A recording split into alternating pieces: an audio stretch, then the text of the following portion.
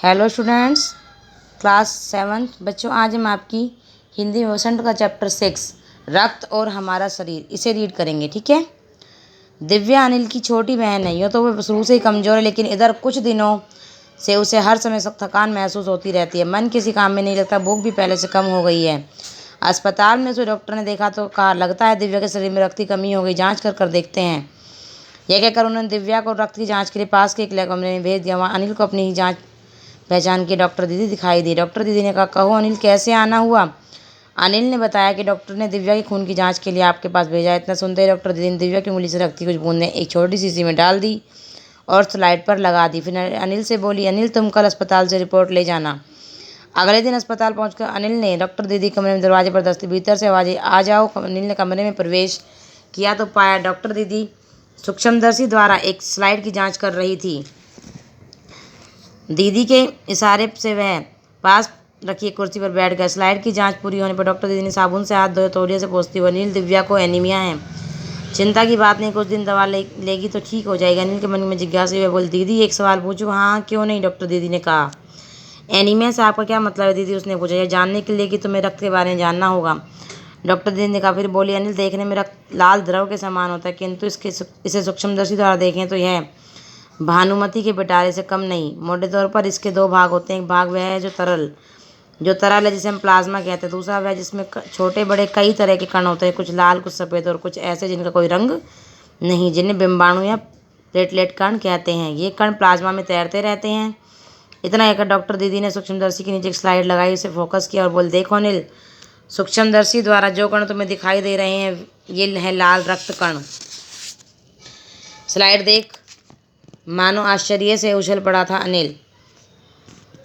रक्त की एक बूंद में इतने सारे कण, इसकी तो वह कल्पना भी नहीं कर सकता था। वह बोला, इन्हें देखकर तो ऐसा लगता है मानो बहुत सी छोटी छोटी बालूशाही रख दी गई हैं। हाँ दीदी बोली, लाल कण बनावट में बालूशाही की तरह ही होते हैं, गोल और दोनों तरफ अवतल यानी बीच में दबे हुए।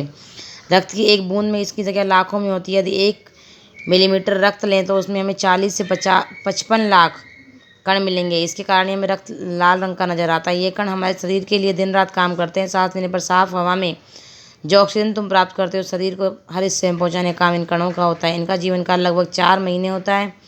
4 महीनों के होते होते नष्ट हो जाते हैं, लेकिन एक साथ नहीं, धीरे धीरे, कुछ आज, कुछ कल, कुछ उससे अगले दिन। तब तो कुछ ही महीनों में सब खत्म हो जाते होंगे, अनिल ने कहा। यह सुनकर डॉक्टर दीदी मुस्कुरा उठी, बोली, नहीं, ऐसा नहीं होता।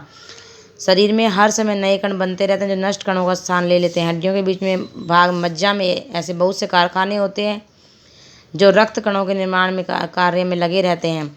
इसके लिए इन कारखानों में प्रोटीन, लौह तत्व और विटामिन रूपी कच्चे माल की जरूरत होती है। पौष्टिक आहार लेते हो, हरी सब्जी, फल, दूध, अंडा और गोश्त में ये तत्व उपयुक्त मात्रा में होते हैं। यदि कोई व्यक्ति उचित आहार ग्रहण नहीं करता तो इन कारखानों में को आवश्यकता अनुसार कच्चा माल नहीं मिल पाता। नतीजा यह होता है कि रक्त कण नहीं बन पाते, रक्त में उसकी कमी हो जाती है। लाल कणों की कमी को एनीमिया कहते हैं। तो क्या संतुलित आहार लेने मात्र से हम एनीमिया से बचे रह सकते हैं, अनिल ने सवाल। दीदी बोली, हाँ, यह कहना काफ़ी हद तक सही होगा। यह तो एनीमिया बहुत से कारण हो सकता है, किंतु हमारे देश में इसका सबसे बड़ा कारण पौष्टिक आहार की कमी है। इसके अलावा इस रोग का एक और बड़ा कारण है पेट में कीड़ों का हो जाना। ये कीड़े प्राय दूषित जल और खाद्य पदार्थ द्वारा हमारे शरीर में प्रवेश करते हैं। तो इनसे बचने के लिए आवश्यक है हम पूरी साफ सफाई से बनाए खाद्य पदार्थों को ग्रहण करें।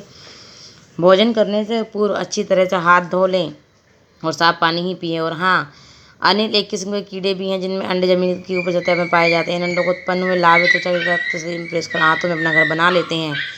इनसे बचने का सहज उपाय है कि सोच के लिए हमें शौचालय का प्रयोग करना चाहिए। इधर उधर नंगे पैर ना घूमें। दीदी, यह तो बहुत ही महत्वपूर्ण बात बताई आपने, अनिल बोला।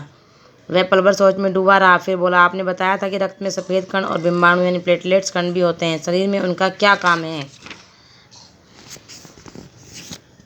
दीदी बोली, सफ़ेद कण वास्तव में हमारे शरीर के वीर सिपाही हैं। जब रोगाणु शरीर पर धावा बोलने की कोशिश करते हैं, सफ़ेद कण उनसे डटकर मुकाबला करते हैं और जहाँ तक संभव हो जाता है रोगाणुओं के भीतर घर नहीं करने देते। बस संक्षेप में मान लो कि बहुत से रोगों से हमारी रक्षा करते हैं। और बिंबाणुओं का काम है चोट लगने पर रक्त जमाव क्रिया में मदद करना। रक्त के तरल भाग प्लाज्मा में एक विशेष किस्म की प्रोटीन होती है जो रक्त वाहिका की कटी फटी दीवारों में मकड़ी के जाले के समान एक जाला बुन देती है। बिंबाणु इस जाले से चिपक जाते हैं और इस तरह दीवार में आई दरार भर जाती है, जिससे रक्त बाहर निकलना बंद हो जाता है। नहीं बोल, दीदी, लेकिन घाव गहरा हो तब तो खून बहता ही चला जाता है। हाँ, ऐसे समय में उस व्यक्ति को जल्दी से जल्दी डॉक्टर के पास ले जाना चाहिए। ज़रूरत समझने पर ऐसी स्थिति से निपटने के लिए कुछ टाँके भी लगाने पड़ सकते हैं, किंतु डॉक्टर के पास पहुंचने तक के समय में चोट के स्थान पर कसकर एक साफ कपड़ा बांध देना चाहिए। दबाव पड़ने से रक्त का बहना कम हो जाता है, जो उस व्यक्ति के लिए काफ़ी लाभप्रद सिद्ध हो सकता है, किंतु अगर बहुत अधिक रक्त बह जाए तो रक्त चढ़ाने की जरूरत भी पड़ सकती है, दीदी ने समझाते हुए कहा। अनिल ने कहा, क्या ऐसे समय में किसी भी व्यक्ति का खून काम आ सकता है? दीदी बोले, अनिल हर किसी का एक सा नहीं होता। अनिल हर किसी का रक्त एक सा नहीं होता। कुछ विशेष गुणों के आधार पर रक्त को 4 मुख्य वर्गों में बांटा गया। जरूरतमंद व्यक्ति के रक्त समूह की जांच करने के बाद उसे उसी रक्त समूह का रक्त चढ़ाया जाता है, लेकिन ज़रूरत के समय यदि उसे उस रक्त समूह का कोई व्यक्ति मिले ही नहीं, तब अनिल ने पूछा। ऐसी आपातकालीन स्थिति के लिए ब्लड बैंक बनाए गए हैं। प्राय हर बड़े अस्पताल में इस तरह के बैंक होते हैं, जहाँ सभी प्रकार के रक्त समूहों को रक्त तैयार रखा जाता है, किंतु इन ब्लड बैंकों में रक्त का भंडार सुरक्षित रहे, इसके लिए आवश्यक है कि हम समय से रक्तदान करते रहें। दीदी ने कहा, क्या मैं भी रक्तदान कर सकता हूँ? अनिल ने पूछा। नहीं, अभी तुम छोटे हो। 18 वर्ष से अधिक उम्र के स्वस्थ व्यक्ति रक्तदान कर सकते हैं। एक समय में उनसे लगभग 300 मिलीलीटर रक्त लिया जा सकता है। प्राय समझा जाता है कि रक्तदान करने से कमजोरी हो जाए, किंतु ये विचारधारा बिल्कुल निराधार है। हमारा शरीर इतना रक्त तो कुछ ही दिनों में बना लेता है। वैसे शरीर में लगभग 5 लीटर खून होता है। इनमें से यदि कुछ रक्त किसी जरूरतमंद व्यक्ति के लिए जीवनदान बन जाए तो इससे बड़ी बात क्या होगी? दीदी समझाते हुए बोली। फिर तो बड़ा होने पर मैं नियमित रूप से रक्तदान किया करूँगा, अनिल ने कहा। शाबाश अनिल, डॉक्टर दीदी ने अनिल की पीठ ठोकते हुए कहा। ठीक है बच्चों, आपको चैप्टर फिर से रीड कर लेना है। इसके बाद मैं आपको उसके क्वेश्चन आंसर सेंड करूँगी, वो आपको अपनी कॉपी में करने हैं। ओके, आज के लिए इतना ही। थैंक यू बच्चों।